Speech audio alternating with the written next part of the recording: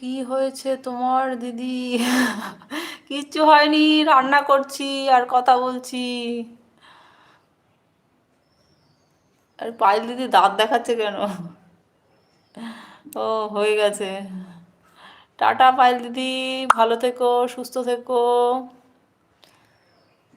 অনেক ভালোবাসা আমার লাইভে আসার জন্য, আমাকে টাইম দেওয়ার জন্য অসংখ্য ধন্যবাদ। একটু সামনে এসো দেখি।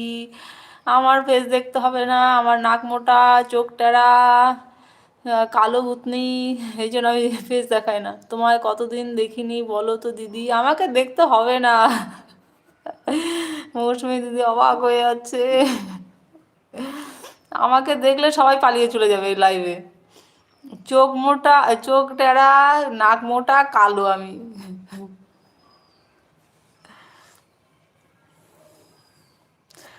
যার সুন্দরী হয় তারা